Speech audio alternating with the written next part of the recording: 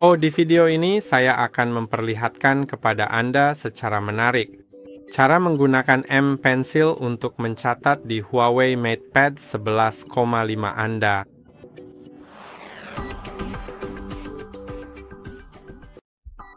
Seperti yang Anda lihat, saya sedang berada di aplikasi catatan, dan jika Anda ingin menggunakannya, buka aplikasi catatan, lalu Anda bisa membuat buku catatan baru dengan mengklik catatan baru.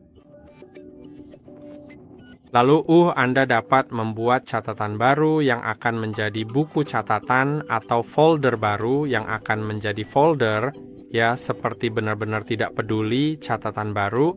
Dan sekarang kita dapat memilih, sampul buku catatan, dan kita dapat mengatur yang khusus pola sederhana. Ada banyak variasi berbeda di sini. Dan kita bisa memasukkan nama catatan. Mari kita masukkan. Saya akan membuatnya seperti saya tidak tahu terlebih dahulu. Tidak.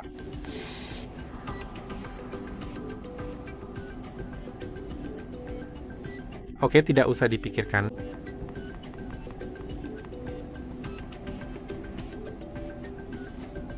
Catatan pertama kan, mari kita setujui di sini saya bisa mengubahnya sedikit lagi, jadi mungkin mari kita, oke, saya tidak bisa benar-benar mengeditnya, tidak apa-apa, mari kita buat catatan baru. Oke, jadi saya ingin sampul buku, tetapi saya juga ingin Anda dapat mengubahnya menjadi landscape atau potret. Saya akan mengaturnya menjadi potret. Lalu kamu bisa mengaturnya ke rasio aspek tablet A4 yang merupakan standar seperti kertas di Eropa. Saya tahu bahwa di Amerika Serikat ada ukuran letter, jadi mungkin jika kamu menggunakan Amerika Serikat sebagai wilayah, bukan seperti Inggris Raya seperti yang saya atur, mungkin ukurannya akan letter bukan A4. Saya tidak tahu. Atau mungkin format legal. Lalu ada juga tablet e-ink dan ponsel. Jadi, ya, saya rasa saya akan membiarkannya di mode tablet. Sekarang, kamu bisa mengaturnya ke pilihan dasar seperti kosong, wide rule, narrow rule, titik-titik, grafik kecil, atau grafik sedang. Kamu bisa masuk ke bagian menulis dan memilih kertas tulisan tangan, kertas grafik, kertas grid, bahasa Mandarin, huruf Mandarin, dan langkah-langkah musik. Kamu juga bisa masuk ke bagian tanaman dan melakukan hal-hal seperti itu, atau pekerjaan dan pendidikan. Semi akan memilih yang bertitik. Nah, tentu aja kau bisa mengubah warna kertasnya. Saya akan atur ke yang ini, yang agak hangat, sedikit hangat. Saya sebenarnya akan mengubah kecerahannya, karena mungkin kamu tidak bisa melihat sejelas saya. Ya, jadi ada beberapa warna berbeda di sini. Hanya perbedaan kecil, tapi menurut saya menghargainya. Mari kita atur nama catatannya lagi.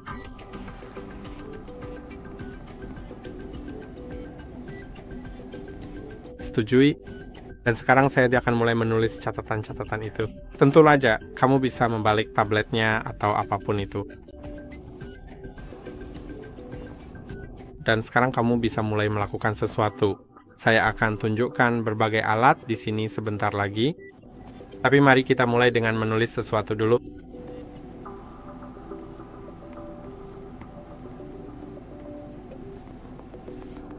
Dan sekarang kamu bisa klik di sini untuk mengubah jenis pena.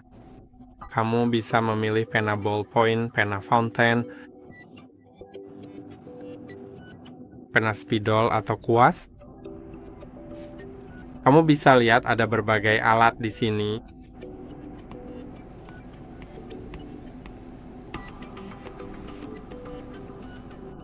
Dan saya bisa memilih yang berbeda, mana saja yang saya mau, dan itu akan berfungsi.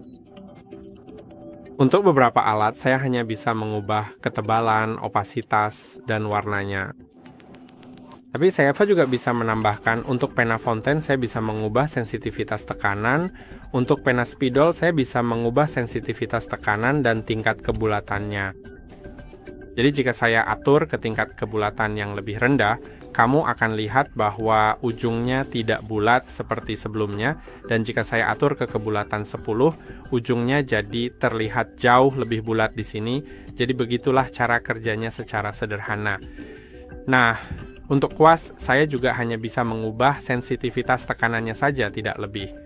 Sekarang, kamu bisa lihat dengan jelas bagaimana tekanan rendah bekerja di sini, dan perbedaannya cukup signifikan jika dibandingkan dengan tekanan yang lebih tinggi. Dan tekanan yang lebih tinggi. Jadi ya, sekarang ini juga ada pensil HB yang biasa digunakan, atau pensil 2B yang juga sering dipakai. Jadi mari kita pilih pensil HB. Dan kamu bisa lihat, ini bekerja seperti pensil HB. Dan pensil 2B akan lebih gelap dan terasa lebih lembut saat digunakan. Dan kamu juga bisa mengubah beberapa hal lainnya. Lalu ada spidol atau stabilo. Mari kita pilih spidol. Kamu bisa menggambar dengannya. Kamu juga bisa memilih stabilo untuk menyorot sesuatu. Sebenarnya itu akan berada di bawah apa yang kamu sorot. Jadi itu bagus. Itu tidak menutupi apa yang kamu sorot. Lalu ada penghapus. Kamu juga bisa mengatur penghapusnya. Pengaturan, tapi untuk penghapus kamu juga bisa mengetuk 2 kali ujung pensilnya. Kamu bisa lihat itu berubah saat aku mengetuk 2 kali. Dan sekarang aku bisa mulai menghapus. Sekarang mari kita lihat beberapa alat lain yang kita punya di sini. Misalnya yang satu ini yang sangat terang seperti neon. Dan ini hanya untuk sesaat, untuk menyorot sesuatu sebentar saja seperti laser. Dan ini sangat berguna jika kamu punya layar eksternal misalnya, dan kamu sedang menunjukkan sesuatu ke seseorang, kamu bisa menyorotnya dan mereka bisa melihatnya, lalu itu akan menghilang. Kamu bisa mengaktifkan opsi itu. Jadi kamu sebenarnya tidak bisa menggambar dengan jari, kamu hanya bisa menggambar dengan pena.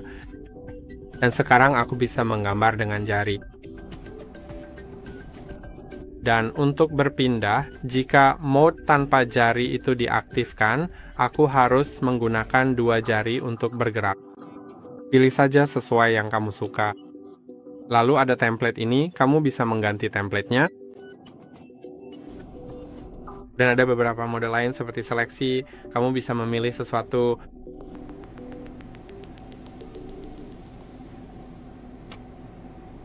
Sekarang Anda dapat memindahkannya, Anda dapat meletakkannya di tempat lain, Anda dapat mengekliknya untuk mengubahnya menjadi teks. Mari kita masukkan, Anda dapat melihatnya, sekarang ditambahkan, jadi kita dapat memindahkannya. Ya, dan sekarang ada lebih banyak lagi pilihan yang tersedia, seperti mode bentuk yang satu ini, yang juga sangat menarik untuk dicoba. Anda dapat melihat saat Anda menggambar suatu bentuk, itu akan mengubahnya menjadi bentuk secara otomatis.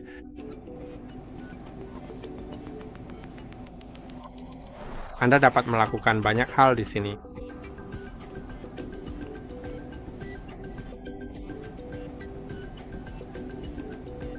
Ya, tetapi juga seperti berikut, Anda tidak perlu mengaktifkan mode bentuk itu untuk menggambar bentuk. Anda dapat menggunakan mode normal, seperti beralih ke pulpen misalnya. Dan sekarang jika saya menginginkan sebuah segitiga, saya tinggal menggambarnya dan menahannya, maka itu akan mengubahnya menjadi segitiga. Ya, dan saya bisa saja seperti... Saya juga dapat menggerakkan ujung-ujungnya sehingga benar-benar seperti sudut yang berbeda di sana-sini. Menurutku itu hebat. Kamu bisa membuat lingkaran. Ya, aku bisa membuat lingkaran dengan sangat baik. Ya, kamu juga bisa membuat bentuk hati dan hal-hal lainnya. Kamu juga bisa memasukkan teks. Jika kamu ingin memfarukan teks sebenarnya, kita bisa melakukannya. Tapi sebenarnya tidak juga. Oke, itu menghilang entah kemana. Oke, ini tempat kolom teksnya berada. Ya, aku bisa memindahkannya dan aku bisa mulai menulis sesuatu atau menggunakan keyboard untuk mengetiknya atau hal semacam itu. Dan ada juga stiker. Jadi kamu bisa saja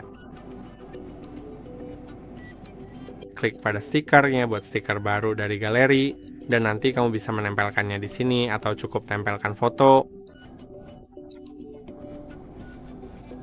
dari tabletmu. And it will see how chat. Tentu saja, kamu bisa membuat halaman baru dengan menggeser ke bawah pada layar perangkatmu. Setelah kamu menggeser ke bawah, biasanya akan muncul opsi untuk membuat halaman baru. Pilihlah opsi tersebut untuk memulai proses pembuatan halaman baru. Setelah halaman baru berhasil dibuat, kamu bisa langsung mulai dengan halaman baru itu, baik untuk menulis catatan, menambahkan informasi, atau mengatur konten sesuai kebutuhanmu. Jadi, aku harap video ini bermanfaat. Jangan lupa untuk like dan subscribe, dan sampai jumpa di video berikutnya.